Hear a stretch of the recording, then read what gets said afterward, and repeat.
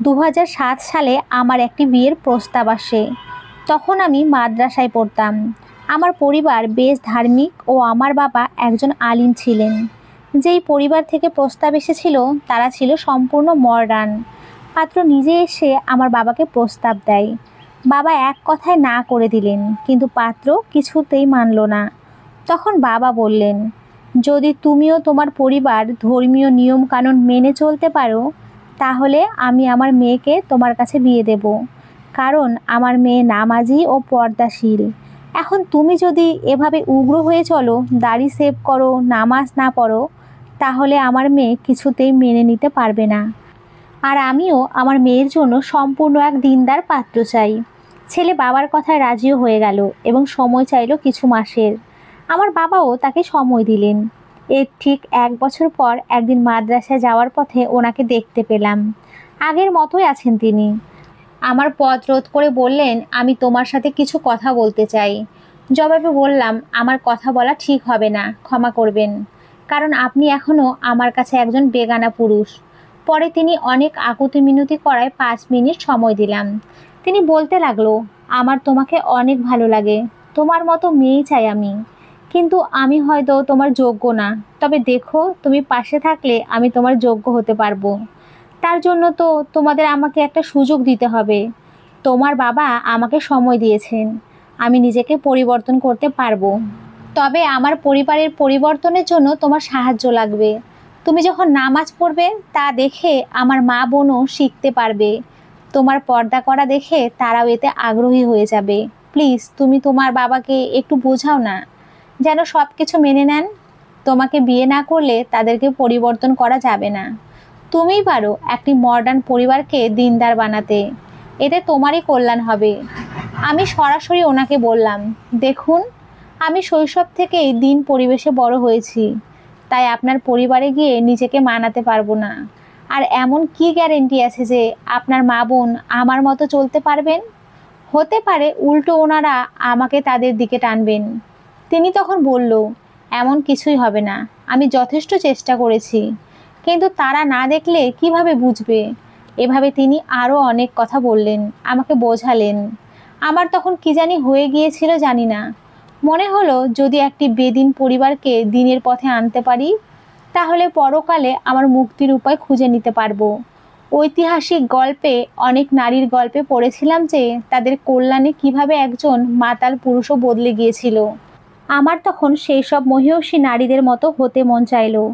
আমি তার কথা শুনে একটা কথাই বললাম, আচ্ছা, আপনি পুনরায় আমাদের বাড়িতে বিয়ের প্রস্তাব নিয়ে আসেন। তখন আমি এই বিয়েতে রাজি আছি বলে বাবাকে বোঝাবো। আমার কথা মতো তিনি পুনরায় আমার বাবাকে বিয়ের প্রস্তাব দেওয়ায় বাবা বলে দিলেন, এটা সম্ভব না। তোমার পরিবার আজও দিন পরিবেশ গড়তে পারেনি। আমার মেয়ে তোমাদের পরিবারে গিয়ে মানিয়ে নিতে পারবে না। দেখো, এই বিষয়ে আমি আর কোনো কথাই বলতে চাই না। বাবার কথা শেষ হতেই আমি তখন বাবাকে বোঝাতে লাগলাম। বললাম যে, বাবা, আমি আল্লাহর জন্য এই বিয়েটা করব এবং এই পরিবারকে দিন দাওয়াত দেব, ইনশাল্লাহ। ওনারা একদিন আল্লাহর পথে ফিরে আসবেন। ওনারা যখন এতই আগ্রহী, আপনি আর না করেন না।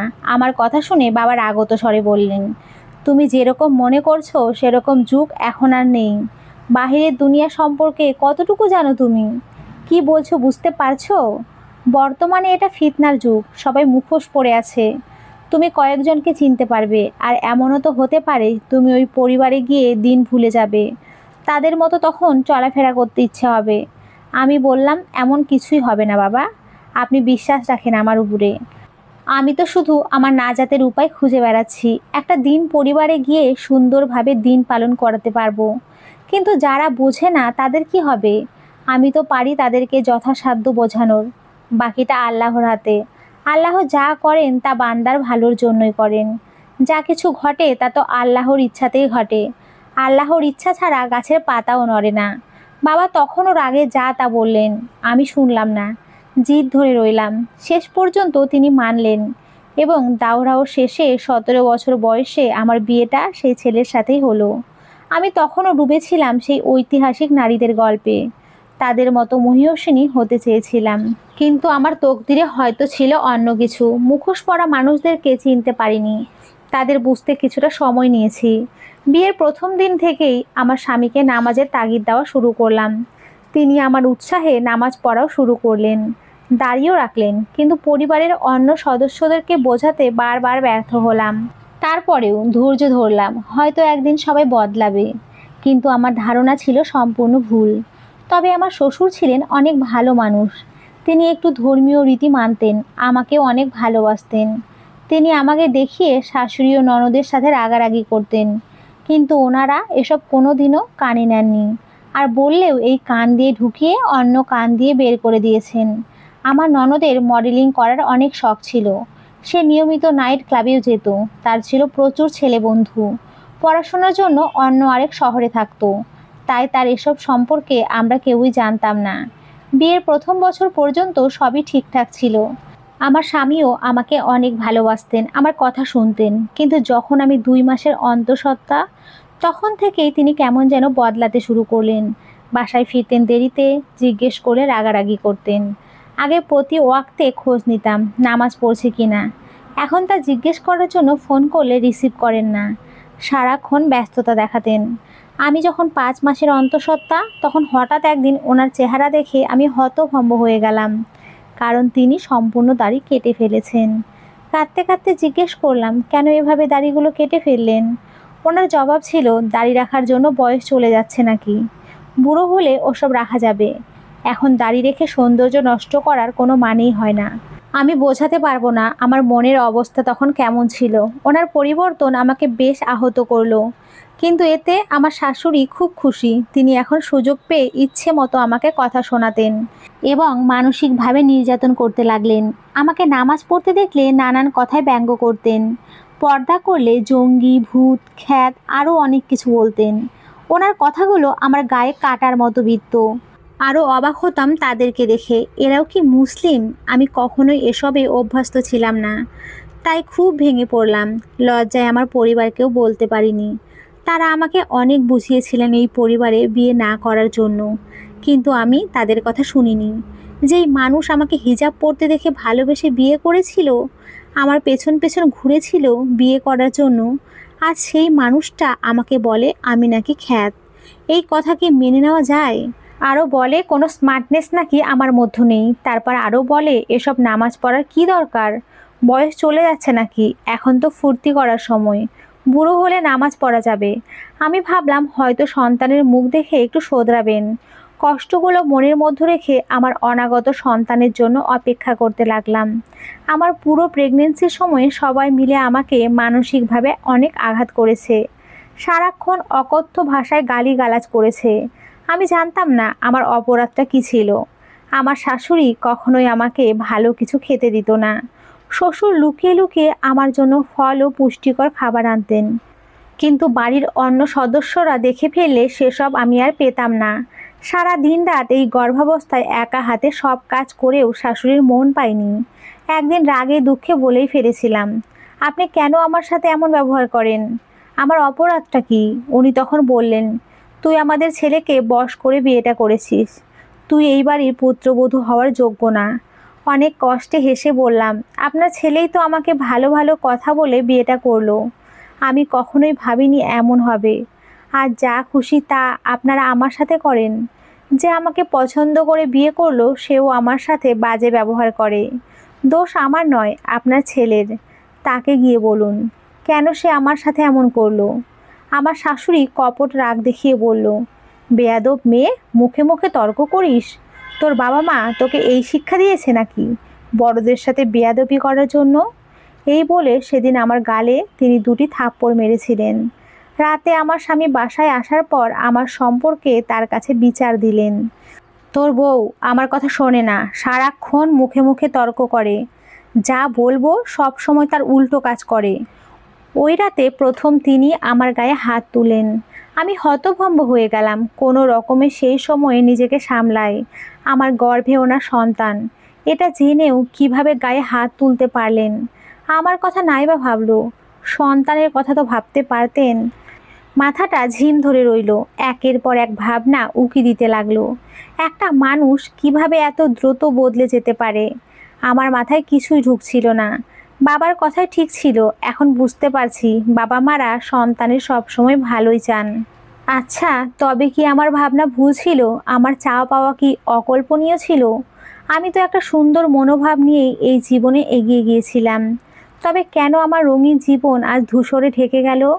কত বোকা আমি! সারা রাত এসব ভেবেই কান্নাকাটি করে কাটিয়ে দিলাম।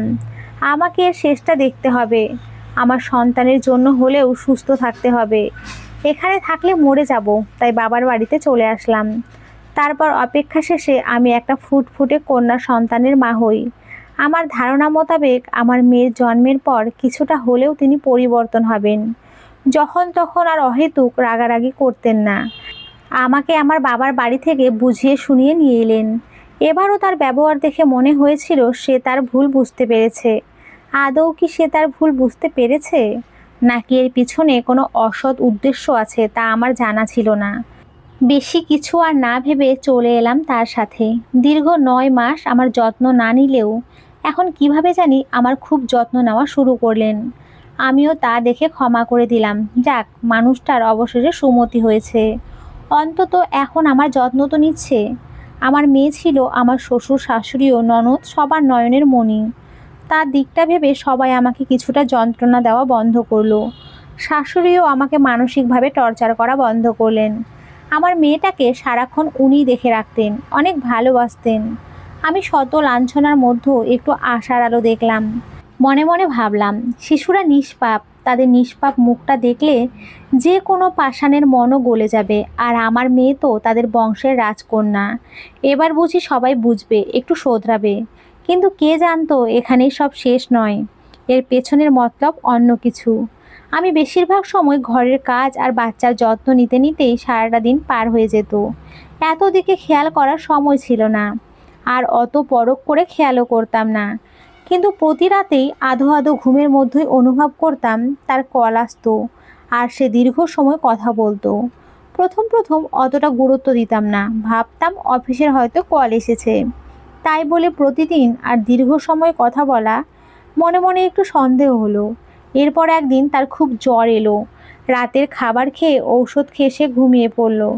তার ঘুম খুব পাতলা ছিল, সে কারণে আমি সেদিন তাকে একটা ঘুমের ঔষধও খাইয়ে দিয়েছিলাম। এটাই মোক্ষম সময় ছিল সে প্রতি রাতে কার সাথে এত সময় ধরে কথা বলে সেটা জানার। দেখলাম সে গভীর ঘুমে আচ্ছন্ন। রাত তখন আনুমানিক 12টা 40 বাজে। হঠাৎ একটা SMS এলো। লেখা ছিল এমন, কি করো জানু? তোমার না গতকাল আমার বাসায় আসার কথা ছিল, এলে না কেন? কতদিন তোমার সাথে ইন্টিমেট হইনি। আমাকে কি ভুলে গেছো? মনে হয় আগের মতো আর ভালোবাসো না। তার 5 মিনিট পর অন্য আরেক আইডি থেকে আর এক SMS এলো। সেখানে লেখা ছিল, বেবি তোমার গিফটগুলো খুবই সুন্দর ছিল। তোমাকে একটা সুখবর দেই, আমি প্রেগনেন্ট। এখন বলো বিয়ে করবে কবে? দ্বিতীয় SMS-টা পড়তে পড়তে আরও দুটো SMS এলো। একটাই লেখা ছিল, এমন দীর্ঘ 4 বছর রিলেশন করে আমার 3টা বাচ্চা নষ্ট করে এখন আমাকে এড়িয়ে চলছো? আমার কল ধরো না, আমার SMS-এর উত্তর দাও না। শুনেছি বিয়েও করেছো। আমার জীবন নষ্ট করে ভেবেছো তুমি সুখে থাকবে? কখনোই না। উপরে একজন আছেন, তিনি একদিন তোমার ঠিকই বিচার করবেন। এই SMS-টা পড়ার পর আমার আর কোনো SMS পড়ার শক্তি ছিল না।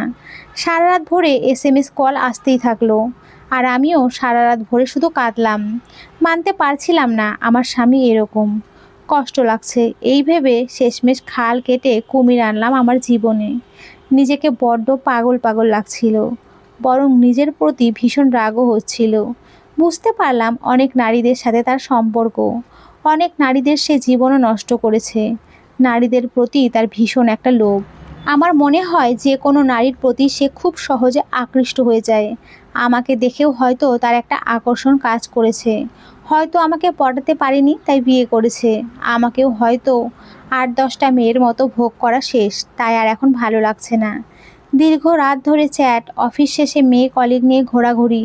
এখন বুঝলাম কেন দেরি করে বাসায় ফিরতেন। অনেক সময় তো অফিসের কাজ আছে বলে বাড়িতেই আসতেন না।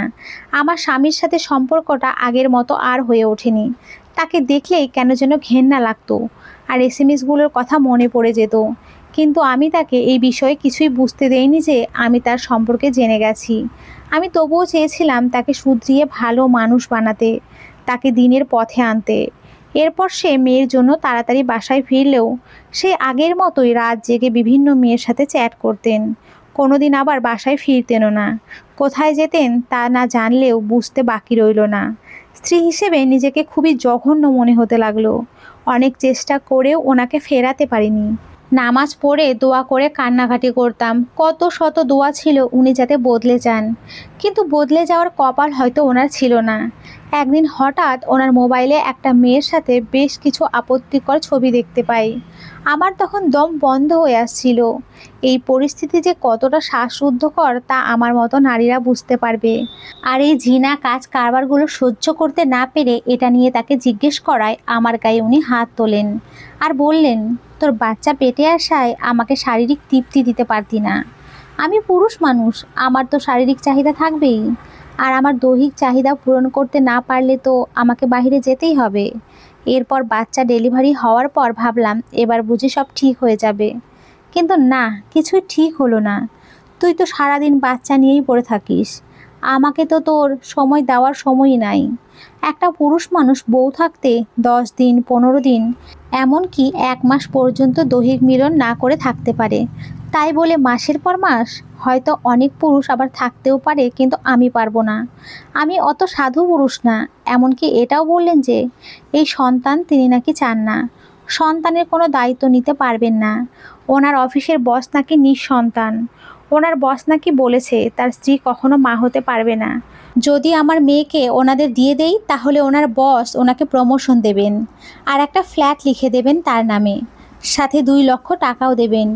যদি ওনার কথা না শুনি তাহলে শীঘ্রই আমাকে ডিভোর্স দিয়ে দেবেন।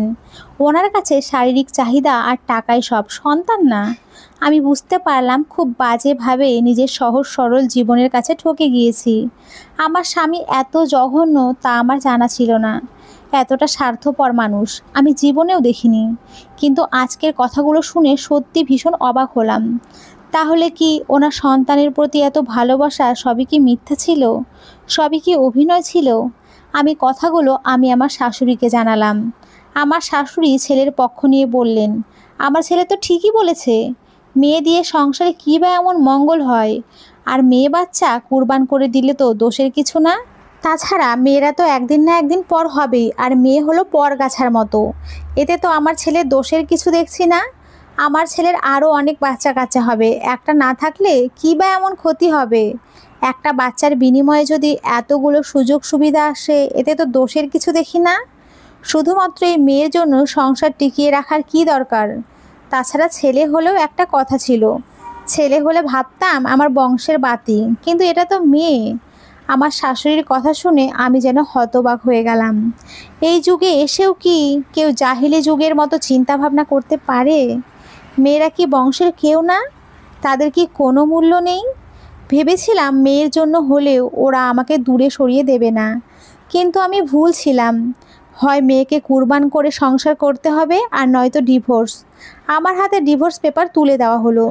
তখন কেবল একটাই ভাবনা মাথায় ঘুরছিল, নাতনির জন্য তাদের ভালোবাসা কি মিথ্যা ছিল?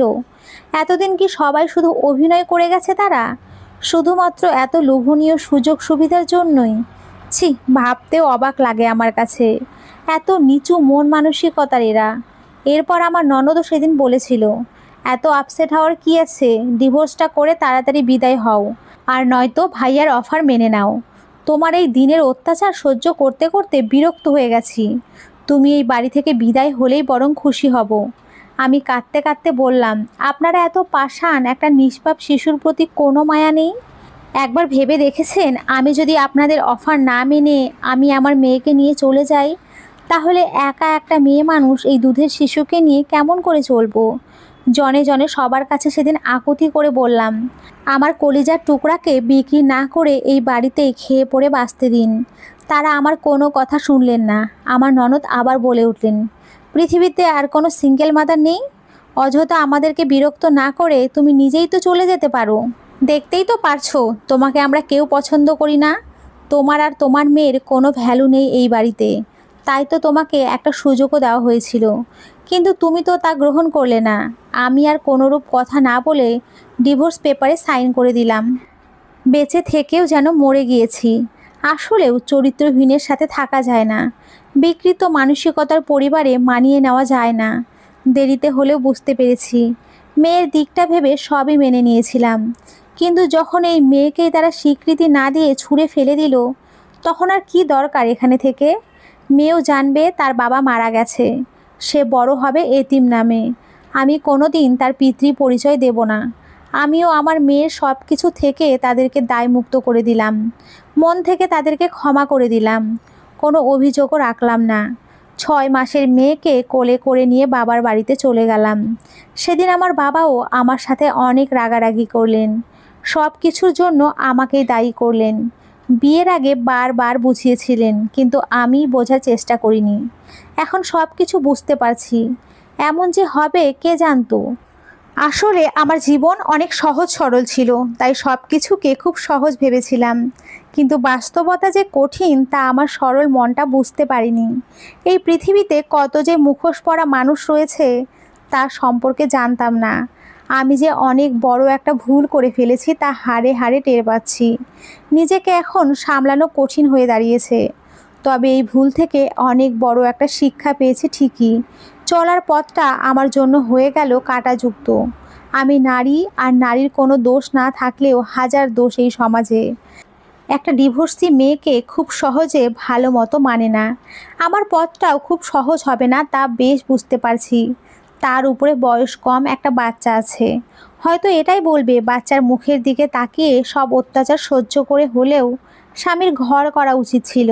অথচ যে যেই পরিস্থিতিতে থাকে সেই বুঝতে পারে কি ঘটেছে, কতটুকু যন্ত্রণা সহ্য করেছে। যা ভেবেছিলাম তার থেকেও দুর্বিষহ হয়ে উঠেছিল আমার জীবন। আশেপাশে থাকা মানুষগুলোর কথায় আরও ভেঙে পড়লাম। এই সমাজে ডিভোর্সি নারীরা কতটা অপমানিত হয়ে জীবন পার করে তা এখন ভালোভাবেই বুঝতে পারছি। আত্মীয় স্বজন প্রতিবেশী যেই আসে তাদের একটাই কথা, আরে এ কেমন স্ত্রী যে কিনা নিজের স্বামীকে ধরে রাখতে পারলো না? নিশ্চয়ই অন্য কোথাও লটর পটর আছে। কিভাবে বোঝাবো তাদেরকে? যার মন স্ত্রীর মতো সীমাবদ্ধ নয় তাকে কি আর খাঁচাবন্দি করে রাখা যায়? যায় না। পোষ মানা পাখি সারাক্ষণ পোষ মানিয়ে থাকতে চায়, কিন্তু বন্য উড়ে বেড়ানো পাখিকে শত মানায়ও আটকানো যায় না। এরপর কি করব কিছুই বুঝতে পারছিলাম না। কিভাবে ঘুরে দাঁড়াবো, নিজের কোলের শিশুটাকেই বা কিভাবে মানুষ করব? এসব চিন্তা আমায় কুরে কুরে খাচ্ছিল। কতবার যে মরে যেতে চেয়েছিলাম, কিন্তু যখন মেয়েটার মুখ দেখতাম তখন আর পারতাম না কিছু করতে। আমি সৃষ্টিকর্তার উপরে ভরসা রাখলাম। রাত জেগে নামাজ পড়ে কান্নাকাটি করে দোয়া করতাম আর বলতাম, হে আমার সৃষ্টিকর্তা, আমি আপনাকে দেখিনি তবুও অনুভব করি, আপনাকে বিশ্বাস করি। এটাও মানি আপনি অনর্থক কিছু সৃষ্টি করেননি। নিশ্চয় আমাকেও অহেতুক পৃথিবীতে পাঠাননি। আমি জানতে চাই, তবে কেন আমার জীবন এত কঠিন হয়ে গেল? আপনি থাকা সত্ত্বেও কেন আমায় এত যন্ত্রণা পেতে হচ্ছে, যা আমি সহ্য করতে পারছি না? আমার প্রভু, আমার জীবন বদলে দিন। দোহাই লাগে আপনার কাছে। আমার এই বিষাদময় জীবন পরিবর্তন করে দিন। আমি ছাড়া আপনার অনেক প্রিয় বান্দা বান্দি থাকলেও আমার তো আপনি ছাড়া আর কেউ নেই। সত্যি আমার জীবন পুরোপুরি বদলে গেল। বাবার কাঁধে বোঝা না হয়ে মেয়েকে নিয়ে একটা মহিলা মাদ্রাসায় চলে গেলাম এবং ওখানে শিক্ষকতা শুরু করলাম।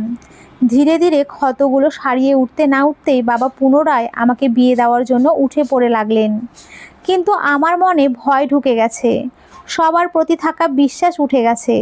আমি আর কাউকেই যেন বিশ্বাস করতে পারছিলাম না। আমার মনে হলো সব পুরুষেরা বুঝি এমনই। প্রথমে মিষ্টি করে কথা বলে মন গলাবে, আর প্রয়োজন শেষ হলে পরে আসল রূপ দেখিয়ে দেবে।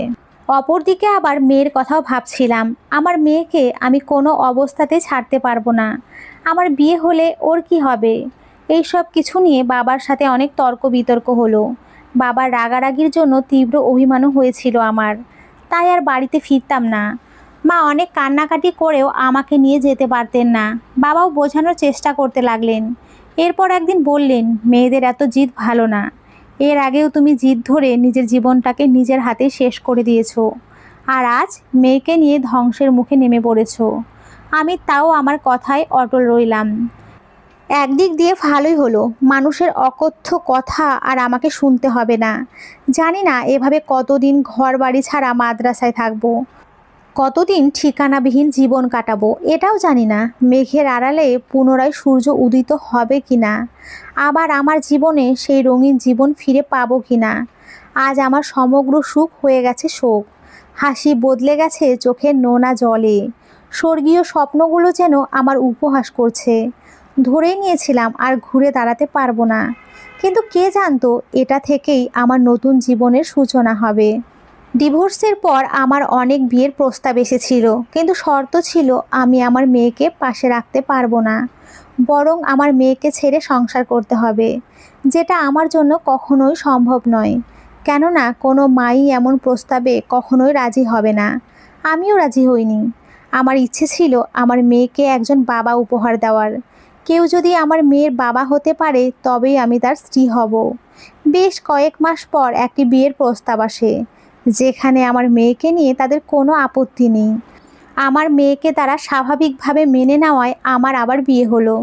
ভয় পাচ্ছিলাম যদি কোনো দিন আমার মেয়েকে ছাড়তে বলে, কিন্তু এমনটা হয়নি। আমার শাশুড়ি অনেক আমলদার মহিলা, তিনি আমাকে অনেক ভালোবাসেন। আমার মেয়েটাকে নিজের নাতনির চোখে দেখেন। বিয়ের দিন রাতে আমার স্বামী বলল, আমি জানি একটা সম্পর্ক থেকে বেরিয়ে এসে আর একটা সম্পর্ককে মেনে নেওয়া অত সহজ ব্যাপার না। আর আমি অমন পুরুষ না যে বাসর ঘরে নিজের স্ত্রীকে পেয়েই নিজের পুরুষত্ব ফলানোর জন্য ঝাঁপিয়ে পড়ব। আমি শুধু একটা কথাই মানি, দুজনের সম্মতি ছাড়াও ভালোবাসা ছাড়া দুটো দেহের মিলন হওয়া ঠিক নয়। এতে দৈহিক চাহিদাই মেটে, কিন্তু মনের তৃপ্তি মেটে না। ভালোবাসা দুটো দেহের পাশাপাশি দুটো মনেরও হওয়া চাই। আমি চাই তোমাকে সময় দিতে। আগে আমি তোমার মনে জায়গা করে নিতে চাই। এরপর যেদিন তুমি সম্মতি দেবে আমায়, সেই দিনই আমি তোমাকে কাছে টেনে নেব। ভালোবাসা যে দুটো দেহের হয় তা নয়, দুটো মনেরও হতে হয়। তবেই না দুজনের মধ্যে ভালো বোঝাপড়া আর পরিপূর্ণ মিলন হবে। আজ তোমায় কিছু কথা পরিষ্কার করে বলে দেই, যা তোমার জন্যও ভালো হবে এবং আমার ও আমার পরিবারের জন্যও ভালো হবে। কোনো কথা মনের মধ্যে লুকিয়ে রাখবে না। আমার কোনো দোষ যদি তোমার চোখে পড়ে বা খারাপ লাগে, তাহলে সেটা সরাসরি আমাকে প্রশ্ন করবে, অথবা আমার ভুল হলেও আমাকে বলবে। তাহলে আমি সেভাবে নিজেকে শুধরে নেব। আর আমার পরিবারের কারো ব্যবহার যদি তোমার কাছে খারাপ লাগে, তাহলে আমার কাছে এসে বলবে। আমি চেষ্টা করব কৌশলে তাদের ব্যবহার ঠিক করে নেওয়ার, কারণ আমি চাই পরিবারের সকলে একত্রে সুখে শান্তিতে থাকুক। তুমি আমার কথায় কিছু মনে করিও না। এক এক পরিবারের এক এক রকম নিয়ম কানুন থাকে। তোমার পরিবার থেকে যে পরিবেশ পেয়ে এসেছো, আমার পরিবার থেকে সেরকম পরিবেশ হয়তো নাও পেতে পারো। তখন হয়তো তোমার খারাপ লাগতে পারে, যেমনটা তোমার আগের বৈবাহিক জীবন ঘটেছে। তুমি এক পরিবেশে মানুষ হয়েছো আর তারা সম্পূর্ণ বিপরীত পরিবেশে মানুষ হয়েছে। তাই আর কি বলছিলাম। তাহলে এখন তুমি ঘুমিয়ে পড়ো, আমি পাশের রুমে আছি, কিছু লাগলে আমাকে ডাক দিও। আমার স্বামীর কথাগুলো শুনে আমার বেশ ভালো লাগলো। দেখতে দেখতে বিয়ের 15-20 দিন চলে যায়, কিন্তু আমাদের মধ্যে তখনও কোনো স্বামী স্ত্রীর সম্পর্ক গড়ে ওঠেনি। সে আমার খুব কেয়ার করে। তার সাথে যখনই চোখে চোখ পড়তো বেশ লজ্জা লাগতো। ধীরে ধীরে তাকে আমার ভালো লাগতে শুরু করেছে, কিন্তু মুখ ফুটে বলে তাকে কাছে টানার শক্তি ছিল না। একদিন আমার শাশুড়ি বিষয়টা খেয়াল করে আমাকে তার রুমে ডেকে পাঠালেন। এরপর আমাকে তিনি বললেন, তোমাকে আর সাজ্জাদকে দেখছি দুইজন দুই রুমে ঘুমাচ্ছ, কোনো সমস্যা কি হয়েছে তোমাদের মাঝে? আমি মাথা দুদিকে নাড়িয়ে বললাম না। শাশুড়ি মা বললেন, তাহলে আলাদা থাকছো কেন? আমি বললাম, আপনার ছেলে আমাকে বলেছে তাকে না ডাকা পর্যন্ত সে আমার কাছে আসবে না। আমার শাশুড়ি মিটিমিটি হেসে বলল, বুঝতে পেরেছি। শোনো মা, গর্ব করে বলছি না, এমন ছেলের মা হতে পেরে নিজেকে খুব ধন্য মনে হয়। নিজে কষ্ট ভোগ করবে, কিন্তু পরিবারের কাউকে সে তিল পরিমাণ কষ্টও দেবে না। মরে গেলেও সে নিজে থেকে তোমাকে কাছে টেনে নেবে না। আমার ছেলে, আমি জানি তোমারই তার কাছে যেতে হবে। স্ত্রীর উচিত স্বামীর সকল ধরনের চাহিদা পূরণ করা, নয়তো গুনাহ হয়। আমার মনে হয় তুমি বুঝতে পেরেছো। আমি লজ্জায় মাথা নুইয়ে ছোট করে বললাম, জি। তার 2 দিন পরে পরিবারের সবাই কি কাজের জন্য যেন গ্রামের বাড়ি যাবে 7 দিনের জন্য। যাওয়ার সময় আমার শাশুড়ি আমাকে বলল, পুরো সংসারের দায়িত্ব তোমার হাতে দিয়ে গেলাম, দেখে রেখো মা। এরপর তারা চলে গেলেন।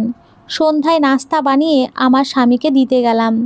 যেই না চায়ের কাপটা তার হাতে দিতে যাচ্ছিলাম, অমনি তার হাতের স্পর্শ আমার হাতে এসে লাগলো।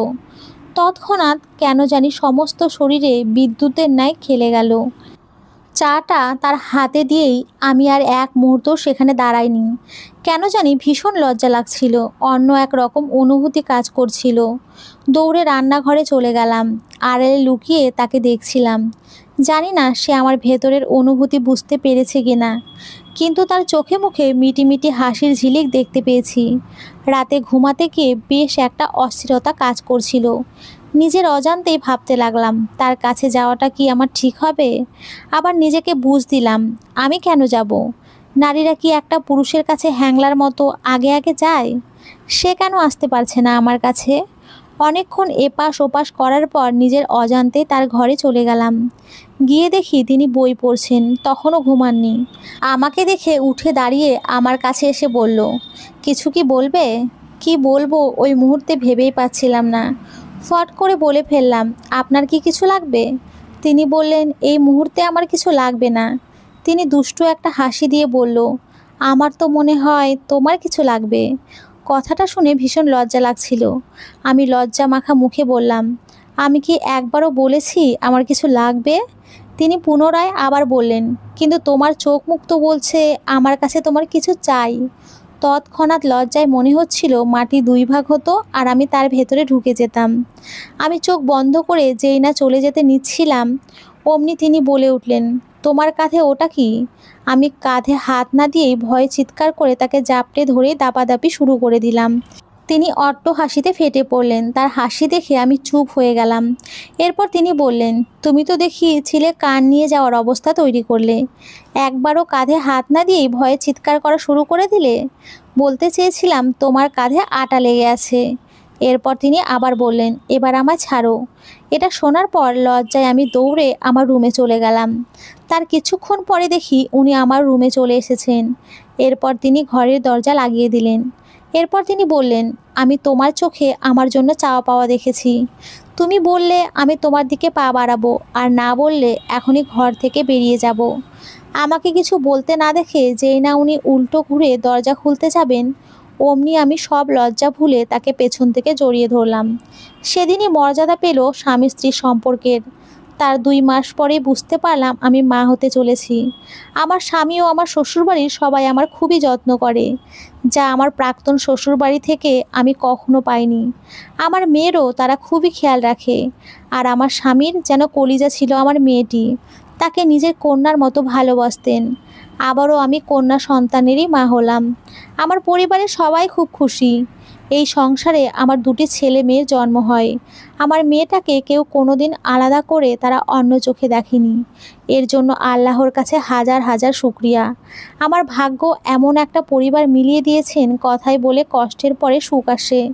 সত্যি বলতে এত সুন্দর একটা জীবন যে আমি পাবো তা আমি কোনোদিন কল্পনাও করতে পারিনি। আমার দিনকাল অনেক সুন্দরভাবে কেটে যাচ্ছিল, কিন্তু হঠাৎ 2019 সালে বেশ ঝামেলায় পড়ে যাই আমি। আমার সেই প্রাক্তন স্বামী তার মডার্ন স্ত্রী নামে ভ্রূণ হত্যার মামলা দেয়। শরীর নষ্ট হবে বলে বাচ্চা নিতে চাইতো না প্রাক্তনের স্ত্রী, কিন্তু প্রাক্তন চাইতো একটি সন্তান। কতদিনই বা একা একা আনন্দ করে জীবন কাটানো যায়। ঘটনা ছিল তার স্ত্রী হঠাৎ করে অন্তঃসত্ত্বা হওয়ায় কাউকে না জানিয়ে অ্যাবর্শন করে ফেলে। পরে এটা শুনে তার স্বামী রাগে দুঃখে মামলা করে। মামলার পর উল্টো সে তখন তার স্বামীর নামে যৌতুক ও নারী নির্যাতনের মামলা দেয়। এমনকি এটা উল্লেখ করে লোকটার আগের স্ত্রী নির্যাতনের শিকার হয়ে সংসার ত্যাগ করেছে। এই মামলায় জিজ্ঞাসাবাদের জন্য আমাকেও ডাকা হয়। সেদিন থানায় প্রাক্তন শাশুড়িকে দেখতে পাই। আমাকে দেখা মাত্রই জড়িয়ে ধরে হাউমাউ করে কান্না করতে লাগলেন। এরপর আমার কাছে কাঁদতে কাঁদতে মাপ চাইলেন। ওনার থেকে জানতে পারলাম শ্বশুর মারা গেছেন অনেক আগে। মারা যাওয়ার আগে নাকি আমাকে ও আমার মেয়েকে অনেক দেখতে চেয়েছিলেন। আর আমার সেই ননদ যে কী না বলেছিল, এত আপসেট হওয়ার কী আছে? পৃথিবীতে আর কোনো সিঙ্গেল মাদার কি নেই নাকি? অযথা আমাদেরকে বিরক্ত না করে তুমি নিজেই তো চলে যেতে পারো। শুনেছি সে নাকি অবৈধভাবে অন্তঃসত্ত্বা হওয়ার পর সন্তানের বাবার স্বীকৃতি না পেয়ে আত্মহননের চেষ্টা করেছিল। বর্তমানে সে এখন দেশের বাহিরে আছে। আজ যদি তার দেখা পেতাম তাহলে জিজ্ঞেস করতাম, সিঙ্গেল মাদার হয়ে বেঁচে থাকার আপত্তি ছিল কেন তোমার? কিন্তু অনেক কিছুই বলা বা কোনো কিছু করার ক্ষমতা আমাদের হাতে নেই। প্রাক্তন শাশুড়ির সাথে কথা বলে এরপর আরও জানতে পারলাম, প্রাক্তনের স্ত্রী সারাক্ষণ তার শাশুড়ির সাথে ঝগড়াঝাটি করত। প্রায় নাকি আমাকে টেনে কথা বলে, নানা রকম গালিগালাজও করত। এক প্রকার মনে হয়েছিল প্রাক্তনের স্ত্রী আমার হয়ে প্রতিশোধ নিচ্ছে। কিন্তু আমি কখনো এমনটা চাইনি, সবাইকেই ক্ষমা করেছিলাম, কোনো অভিযোগ ছাড়া। আর সেই জন্য হয়তো সৃষ্টিকর্তা তার সঠিক সময়ে তাদের বিচার করেছেন। এসব মামলার জন্য প্রাক্তনের অনেক টাকাও খরচ হয়। আমার বাচ্চাটাকে প্রাক্তনের অফিসের বস না পেয়ে রাগে ক্ষোভে তাকে চাকরি থেকে বের করে দেন। সব হারিয়ে সে এখন নিঃস্ব।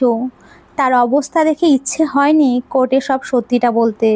শুধু এতটুকুই বলেছিলাম তার চরিত্রহীনতার জন্য আমাদের ডিভোর্স হয়। কিন্তু কোর্টে এটা বলা হয়নি যে আমার মেয়েকে সে বিক্রি করে দিতে চেয়েছিলেন। যদি এই কথাটা কোর্টে উপস্থাপন করতাম তাহলে তার যে কী অবস্থা হতো প্রাক্তনের হয়তো সেই বিষয়ে জানা নেই। তার মতো পাপী আর একটাও আছে নাকি আমি ভেবেছি। আমার এই উপকারে সে নত হবে, কিন্তু না, মামলা থেকে খারিজ হওয়ার পর সে আমার মেয়েটাকে নেওয়ার জন্য উঠে পড়ে লাগলো। কারণ সে তৃতীয় বিয়ে করেছিল। 1 বছর হয়ে যাওয়ার পরেও যখন তাদের বাচ্চা না হয়, তখন অনেক টেস্ট করার পর ডাক্তার জানালেন যে তার স্ত্রী কখনো মা হতে পারবেন না। আমার জীবনেও এমন অকৃতজ্ঞ মানুষ আমি দেখিনি। যেই না বুঝতে পারলো তার বাবা হওয়ার সুযোগ নেই, অমনি আমার মেয়েকে পাওয়ার জন্য উঠে পড়ে লাগলো। একজন বাবা হয়ে নিজের সন্তানকে বিক্রি করে দিতে চাওয়া কত বড় একটা অপরাধমূলক কাজ, সেই বোধশক্তি যদি তার থাকতো তাহলে কখনোই এমন অপরাধমূলক কাজের কথা চিন্তাও করতে পারতেন না। সৃষ্টিকর্তার অপার মহিমা, তার বিচার হয়তো অনেক আস্তে হয়, কিন্তু যখন হয় তখন কঠিনভাবেই হয়।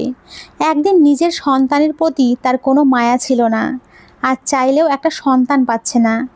এক সময় দৈহিক চাহিদা ও টাকাকে মূল্য দিয়েছেন, কখনো কারো মূল্য দেয়নি, কদর করেনি, অনেক নারীর জীবন নষ্ট করেছে।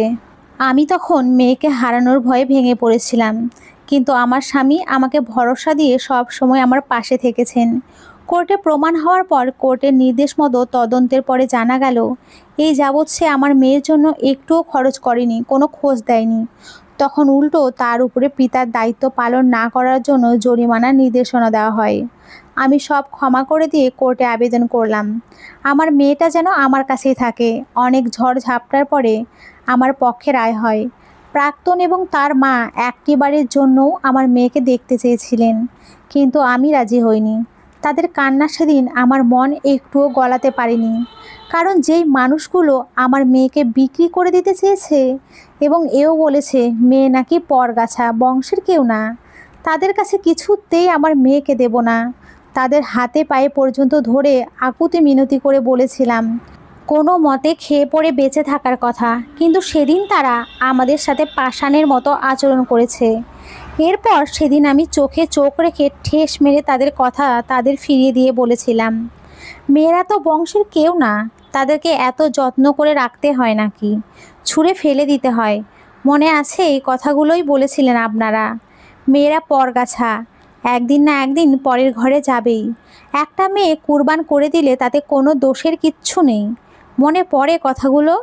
আমার শাশুড়ি আমার হাত ধরে বললেন আমিও আমরা সবাই তোমার সাথে অনেক ভুল করেছি মা, অনেক বড় অন্যায় করেছি, যার খেসারত আমাদের পুরো পরিবার দিচ্ছে। আমাদের ক্ষমা করে দাও। জানি আমরা ক্ষমার অযোগ্য। তোমার বাচ্চা তোমার কাছেই থাক, শুধু মাঝে মাঝে একটু দেখতে আসতে দিও। আমি কিছু বলার আগেই আমার বর্তমান স্বামী সাজ্জাদ বলে উঠল মানুষ মাত্রই ভুল করে, আমাদের উচিত কেউ তার ভুল বুঝতে পারলে তাকে ক্ষমা করে দেওয়া। যেখানে আল্লাহই ক্ষমা করে দেন আর আমরা তো সামান্য তার বান্দা। আমি আর আমার স্বামীর উপর দিয়ে কোনো কথা বাড়ালাম না। আমি আমার স্বামীর কথা মতো তাদের ক্ষমা করে দিলাম, কারণ আমিও অনেক অন্যায় করেছি। বাবার কথা না শুনে অল্প বয়সে আবেগী হয়ে মানুষকে অনেক সহজ ভেবেছি। আমার ধারণা ভুল ছিল। এই পৃথিবীতে আসলে কেউ কারো জন্য কখনোই বদলায় না। 2 দিনের মোহ হাতে হাত রেখে সবাই ঠিকই বদলে না যাওয়ার প্রতিশ্রুতি দিতে পারে, কিন্তু মোহ শেষে অন্ধকারে ছুঁড়ে ফেলে দিতে দ্বিধাবোধ করে না। আমার জীবন এতটা নাটকীয় হবে তা কোনোদিন কল্পনাও করতে পারিনি। সবশেষে চোখের সামনে অন্যায়কারীদের পরিণতি যে দেখতে পারবো তা স্বপ্নেও ভাবিনি। একজন পুরুষ আমায় ভেঙে দিয়েছিল, আর অন্য আরেকজন পুরুষ পুনরায় আমাকে গড়ে তুলেছিল। আজও কিছু পুরুষের জন্য আমরা নারীরা চমৎকার এক জীবন উপভোগ করতে পারি, তবে জগতের সব পুরুষ এক না। আমি সাবধান করছি আমার দিনই ছোট বোনেদেরকে, আবেগের বশে কখনো এমন সিদ্ধান্ত যেন না নেয়। সবার কপালে আমার বর্তমান স্বামী সাজ্জাদের মতো পুরুষ নাও জুটতে পারে। ভুল মানুষকে ভুল পথ থেকে ফিরিয়ে আনার ব্যর্থ চেষ্টা না করে বরং যেমন ঠিক তেমনি কাউকে খুঁজে নেওয়াই উত্তম। কাউকে বদলানোর জন্য আমাদের আগমন হয়নি, আর সব বদলানোর প্রতিশ্রুতিও সুখকর হয় না। তো বন্ধুরা, আজকের এই গল্পটি এই পর্যন্তই। তোমরা সকলে খুব খুব ভালো থেকো, সুস্থ থেকো, আর সব সময় হাসি খুশি থেকো। সকলকে অসংখ্য ধন্যবাদ। নমস্কার বন্ধুরা, ভালো থেকো।